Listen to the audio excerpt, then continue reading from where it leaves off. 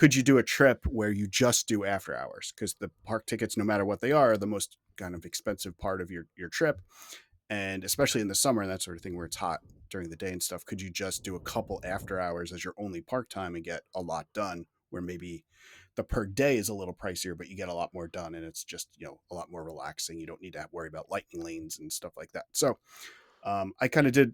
I took a 2026 calendar and I put like little boxes around all the dates that each of the after hours are to kind of see, are there any time frames where a bunch of them are together that you could go down for say a week and do all three of the parks? Do they have an after hours listed for all three of the parks during a normal vacation Mm-hmm. time frame?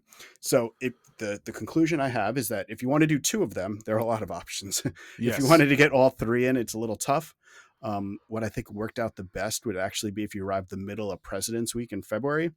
And then on that Thursday, you could do Epcot, and that Saturday has Hollywood Studios, and then the following Monday has Magic Kingdom. So you could all three of those within about 6 days or something like that. And that's not too bad. I mean, it's not. It's what like you can even arrive the same day because you're not going until the Exactly. afternoon, right? Yeah.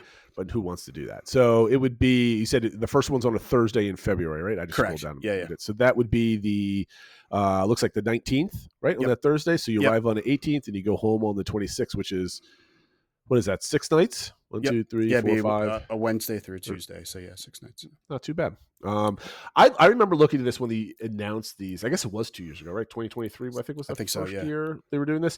I think there was one week that it was possible, but I think you had to go for like 9 days or something Yeah. else like that. It was spread out. What do you think Disney's strategy here is to spread them out so you can't do these more often? Because there's no parties going on. It's the first half of the year. Yeah. I Actually, don't. actually, it goes into August and September. It does get into. They obviously they stopped Magic Kingdom, but the others extend a little bit more.